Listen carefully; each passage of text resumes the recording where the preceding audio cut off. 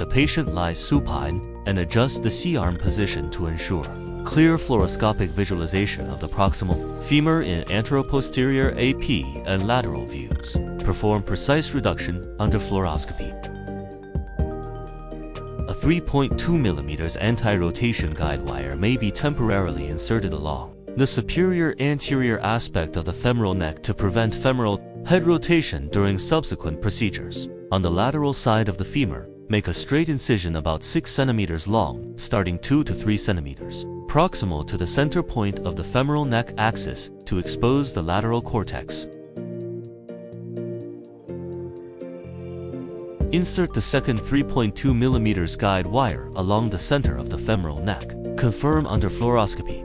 In a P view, the tip should reach slightly below the subchondral bone. In lateral view, the guide wire should be located at the center of the femoral neck and head. If fine adjustment of the guide wire position is required, a correction device may be used for parallel or angular correction. 1. Parallel correction, 5 mm. Insert the correction guide plate onto the initial guide wire. Rotate the corrector to determine the new entry point, then insert the new guide wire into the parallel hole of the corrector and remove the initial guide wire.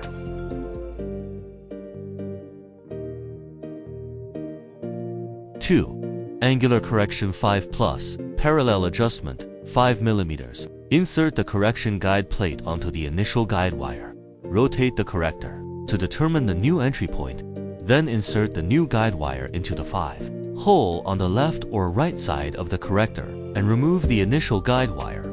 3. Angular correction 5. Same entry point. Insert the correction guide plate onto the initial guide wire.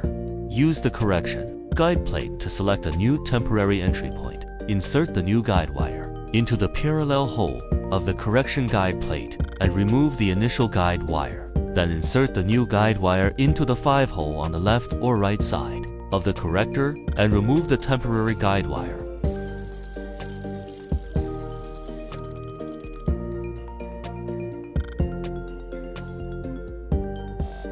1. Determine implant size.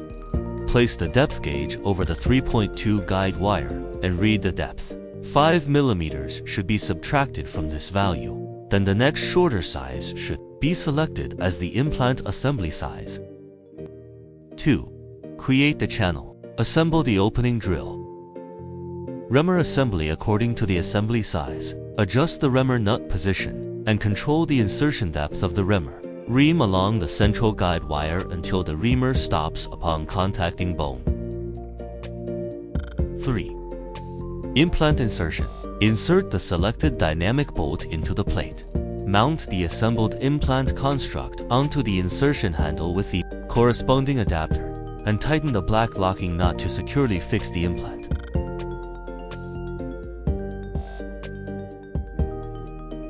Advance the assembled implant over the central guide wire and into the prepared bone tunnel.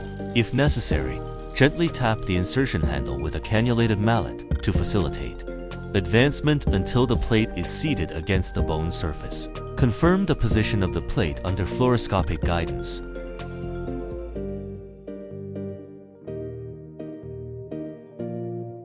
Finally, remove the central guide wire while retaining the anti-rotation guide wire to prevent rotational displacement of the fracture fragment.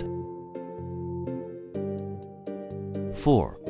Insert locking screw and anti-rotation screw. Install the protection sleeve by inserting it into the handle and locking it in position. Through the sleeve, drill through the far cortex with a 4.3 mm drill bit. Read screw length from the drill markings or use a depth gauge, using a T20 screwdriver with a 4 Nm torque handle.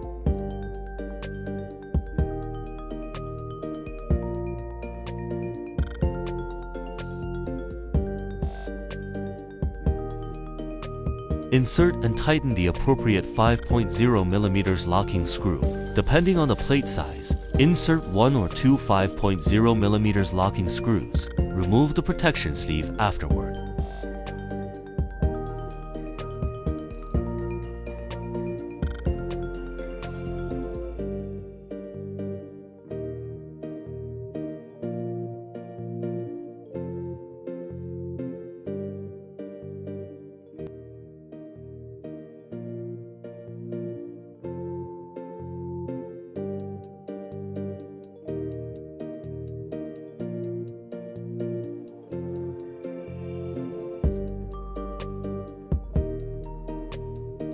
5.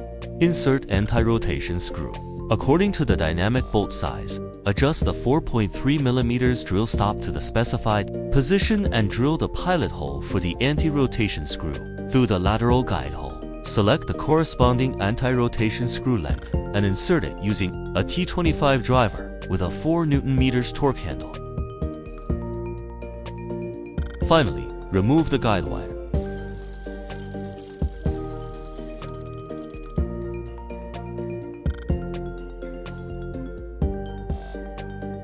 If clinically required, compress the femoral neck. Insert the multifunctional rod through the anti-rotation screw guide hole and connect it to the anti-rotation screw. Rotate the black knob on the main handle counterclockwise to achieve compression. Observe whether the fracture line closes completely. Remove the multifunctional rod after compression. After completion, remove the aiming system. The procedure is complete.